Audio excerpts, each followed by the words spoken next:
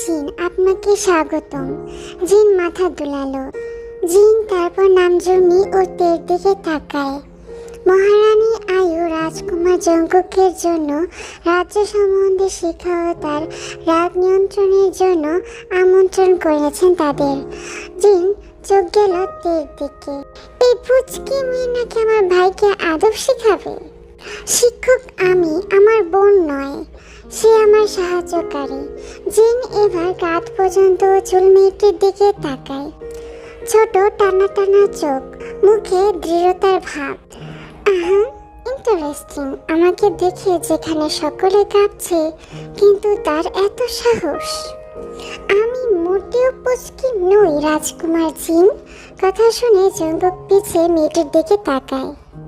উঁচু করে ঝুঁটি করা, কিন্তু তারপরেও কোমরে ছোঁয়াছুঁই চুল, টানা টানা ডাগর আখির চোখ, লাল ঠোঁট, মারাত্মক আকর্ষণ করার মতো দুগ্ধ ত্বক। কি এমন পাগল করা রমণী এই রাজ্যে ছিল? আমার চোখে আগে কেন পড়েনি? মহারানী আয়ুর আদেশ অনুযায়ী তে ও নামজুনিকে রাজকুমার জঙ্কুকের সকল কাজে সাহায্য করতে বলেছে। তাই তে ও নামজুনি গিয়েছে জঙ্কুককে উঠাতে। দি, তুমি এখানেই থাক, আমি উঠাবো। কে জানে ঘুমিয়ে বসে তোমাকে আঘাত করে। ঠিক আছে, তুই যা। তে ভিতরে প্রবেশ করতেই ফাটা বাসটা খায়। শুধু যে জঙ্কুক জাগা তা নয়, সাথে সাত সকালে ফ্রেশ হয়ে রেডি হচ্ছে। তের চিৎকার শুনে জঙ্কুক পিছিয়ে থাকায়। আপনি এখানে কি করছেন ম্যাডাম তে? এটা কোনো দাস দাসীর কক্ষ নয়, স্বয়ং রাজকুমারের। আমাকে মাফ করবেন রাজকুমার জঙ্কুক, আমি কোনো দাস দাসী নই। আমার দি আপনার জন্য অপেক্ষায় আছে। এ বলে তে চলে যেতে নেই, কিন্তু জঙ্কুক পেছন থেকে এসে তের হাত শক্ত করে ধরে নিজের কাছে নিয়ে আসে। তে হৃৎপিণ্ড বেরিয়ে আসবে বলে। আমি আপনাকে যাওয়ার অনুমতি দিয়েছি মিস তে। না রাজকুমার। তাহলে? রাজকুমার আমাকে ছাড়ুন। না ছাড়লে আমি আপনাকে আঘাত করতে বাধ্য হব রাজকুমার জঙ্কুক। জঙ্কুক ছাড়ল না। এক সূক্ষ্ম হেয়ার পিন এসে জঙ্কুকের গলা ঘেঁষে যায়। সাথে সাথে জঙ্কুক তেকে ছেড়ে দেয়। কিছু স্কিন হালকা কেটে যায়। আমি আগে সাবধান করেছিলাম রাজকুমার। সাথে সাথে এক পলকে তলোয়ার এসে গলা স্পর্শ করে। জঙ্কুক বাঁকা হেসে বলে, সোনা পাখি, আমি রাজকুমার জিওন জঙ্কুক। বি কেয়ারফুল, আমি এক সেকেন্ডে তোমার জান নিতে পারি। অন্যদিকে নামজুনি এখনো তের অপেক্ষায় আছে। কি হলো, তে এখনো কেন আসছে না? রাজকুমার কিছু করলো না তো? তখনই নামজুনি দেখল বড় রাজকুমারকে। বড় রাজকুমার হাতে কাঠের তলোয়ার নিয়ে হেঁটে যাচ্ছে। মনে হয় মাত্র ট্রেনিং করে এসেছে। চুল থেকে ঘাম গড়িয়ে পড়ছে। জিন নামজুনিকে দেখে বলে, আপনি এখানে? রাজকুমারকে জাগাতে মহারানী বলেছেন, তাই আসা। কিন্তু জঙ্কুক তো আমার সাথে ট্রেনিং করে আগে রুমে চলে গিয়েছে। ওকে, আপনার পড়ার সময় কখন থেকে শুরু হবে? সকালের ভোজনের পরই। ঠিক আছে, কিন্তু আপনি কেন জিজ্ঞাসা করছেন? আমার ভাই কেমন শিক্ষকের কাছে শিক্ষা গ্রহণ করছে আমাকে তো দেখতে হবে, তাই না? বলে জিন চলে যায়। নামজুনিতে জঙ্কুকের পড়াশোনার কক্ষে প্রবেশ করে। দুজনই অবাক, কারণ দুই হিংস্র বাঘ এখানে কেন? মিস কিম, আসুন। জি। পাশে কিছু বই হাতে নিয়ে তেও হাজির হয়। দি, এই নাও তোমার যা যা লাগবে। তারপর নামজুনি তার পড়াশোনা শুরু করে। মহারানী এবার এত উত্তম গুরু নিয়ে এসেছে, তার মতলব কি? এভাবে কয়েকদিন পার হয়ে যায়। তে ও রাজকুমারের জিমিনের মধ্যে খুব ভালো বন্ধুত্ব হয়ে যায়।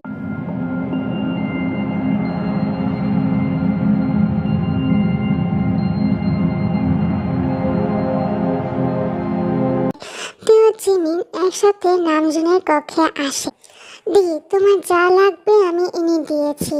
রাজকুমারী জিমিনও চলে এসেছে। রাজকুমারী জিমিন, মিস নামজুনি, আপনি যে একজন উইচ, আমি তো ভাবতেই পারিনি। সবাই একই কথাই বলে। তে রাজকুমারীকে আপ্যায়ন করো। তা লাগবে না, আমার খুব বোরিং লাগছিল তাই আসা। যাই হোক, আপনি কি বানাচ্ছেন? কি ওরা?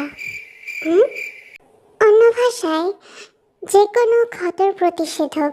এখনো পরীক্ষা করা হয়নি।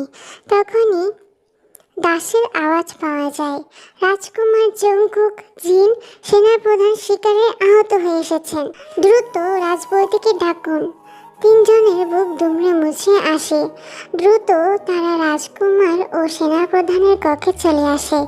জিমিন গিয়ে সুগা হাত ধরে বলে, সেনাপ্রধান। রাজকুমারীর চোখে অশ্রু মানায় না। নামজুনি যায় জিনের কাছে, মুখে চিন্তার ভাব। নামজুনির এমন চেহারা দেখে জিনকে খুশি করলো। হঠাৎ মুচকি হেসে বলে, আমার মতো যোদ্ধার কিছু হয়নি মিস নামজুনি। তীর মুখ লাল হয়ে আসছে। তিনজনের মধ্যে সবচেয়ে বড় আঘাত পেয়েছে জংকুক। রাজবৈদিক কখন আসবে? আসতে দেরি হচ্ছে ওনার। রাজকুমারদের যান আসা যাওয়ার ব্যাপার, আর ওনার আসতে দেরি হচ্ছে। অন্য বৈদিকে ডাকো দ্রুত। জি। তে গিয়ে জংকুকের পাশে গিয়ে বসে। ব্যথায় জংকুকের গা থেকে ঘাম পড়ছে, ঠোঁট কামড়ে রেখেছে। ব্যথা হচ্ছে আপনি বুঝেছি, তাই বলে ঠোঁট কামড়ে ছিঁড়ে ফেলার কোনো মানে হয় না। তে জংকুকের ঠোঁটে হাত রেখে বলে, ছাড়ুন। জংকুক তের দিকে এক পলক তাকায়, তারপর ছেড়ে দেয়। তখনই তের মাথায় বুদ্ধি আসে। দি, আমি জানি তে তুমি কি বলবে, কিন্তু সেটা প্রয়োগ উচিত হবে কি না জানি না। কিছু হবে না দি, তুমি রাজকুমার জংকুক ও সেনাপ্রধানের উপর কি ওরা ইউজ করো। তে জিমি ছাড়া সকল দাসীদের বের করে দেয়।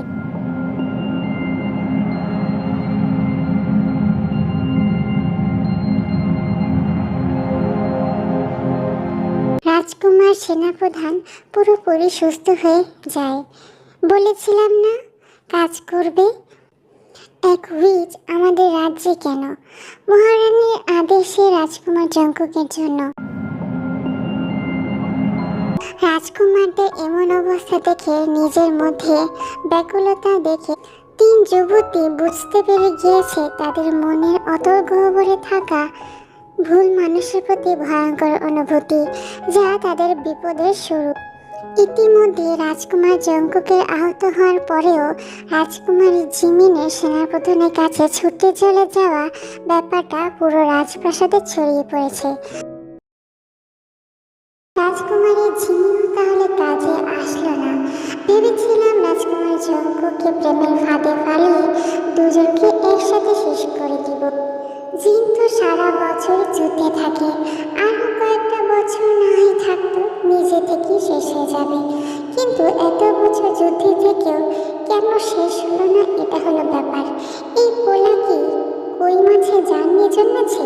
আমি গোপনে লোক পাঠিয়েছি, তাতেও কাজ হয়নি। জংকুককে নিয়ে কথা ছড়িয়েছি, অথচ যতগুলো রাজকুমারী আগে পাঠিয়েছি সবই ছিল ছদ্মবেশে পাঠানো আমার গুপ্তচর। আফসোস, প্রত্যেকবারই বেঁচে গিয়েছে। এবার তা হবে না। বাঁচতে আমি দিব না। এই মনমহলের রানী একমাত্র আমি হব অনন্তকাল। যাও, ভিশালা রাজ্যে দ্রুত দূত পাঠাও রাজকুমার কাই ও মিঙ্গিওর কাছে। জি মহারানী। দি, দাসীরা এসে আমাদের সাজালো কেন? আমরা সাধারণ জাদুকরি রাজকুমারদের সাথে যাইয়া কি করব আজব? আমি জানি না, মহারানীর আদেশ। তখনই তারা রাজকুমার জিন ও রাজকুমার জংকুককে দেখতে পায়। দি, পুরো রাজকুমার লাগছে না বলো? ওনা রাজকুমারী। জংকুক জিনকে অসম্ভব হ্যান্ডসাম লাগছে। নামজুনির হৃদস্পন্দন বেড়ে যায়। রাজকুমারের কি তার ছিঁড়ে গিয়েছে নাকি চোখে কিছু পড়েছে? এসব ভেবে তে গিয়ে জঙ্কুকের কাছে গিয়ে দাঁড়ায়। ছোট রাজকুমার, আপনার চোখে কি কিছু গিয়েছে? মিস নামজুনি, আপনার মুখ লাল হয়ে যাচ্ছে কেন? আমাকে দেখে? Well, I am world wide handsome, you know. Jin হঠাৎ নামজুনির কানের কাছে এসে বলে, আপনার এই দৃঢ়তার চেহারাতে হঠাৎ এই লজ্জা আমাকে বারবার আকর্ষণ করছে মিস জনি। আমাকে বাধা করবেন না। রাজকুমার মহারানী ডাকছেন। দুজনই তাদের প্রিয়তমা থেকে দূরে সরে আসে। তারপর তারা রাজসভায় প্রবেশ করে। রানীর সিংহাসনে মহারানী আয়ু, বাম পাশে ভিসেলা রাজ্য থেকে আসা প্রিন্স কাই এবং তার ভাই প্রিন্স মিঙ্গিও বসা। রাজকুমার কাই, রাজকুমার মিঙ্গিও, মনপুরি রাজ্যে আপনাদের স্বাগতম। নামজুনিতে জিন ও জঙ্কুকের পাশে দাঁড়ায়। রাজকুমার, ভিসেলা ও মনপুরি রাজ্যের বন্ধুত্ব সম্পর্কের জন্য মনপুরি রাজ্য থেকে আপনাদের বিশেষ তথ্য প্রদান করা হলো। দাস, তথ্য নিয়ে আসো। দাস তথ্য নিয়ে আসে। এটি হচ্ছে ব্লু ডায়মন্ড, যা 1,00,000 বছরে একবারই পাওয়া যায়। আর এটা হলো ইন্ডিগো লাইন, যা হলো মৃত্যুসজ্জার ব্যক্তিকে মুহূর্তে সুস্থ করে তুলতে পারে। মিনিও হাতে ইন্ডিগো লাইন নিয়ে কিছুক্ষণ পর্যবেক্ষণ করলো। এসব তো ভিসেলা রাজ্যে সহজেই পাওয়া যায়, এ তো তেমন বিশেষ হইলই না। আপনি না হয় এসব না দিয়ে তথ্য হিসেবে আমাদের পছন্দনীয় রমণী দিতে পারেন। এ বলে বাঁকা হাসি দিয়ে নামজুনির দিকে তাকায় আর কাই তের দিকে। নামজুনি ও তের শরীরে কাটা দিয়ে ওঠে। জিন ও জঙ্কুকের মুখ পুরো কালো, রেগে হাতের রঙগুলো ফুটে উঠেছে। জঙ্কুক শুধু পারছে না এসে মিঙ্গিওকে ওখানেই পুঁতে দিতে, কারণ জিন তাকে শক্ত করে ধরে রেখেছে। আপনি কাকে চান?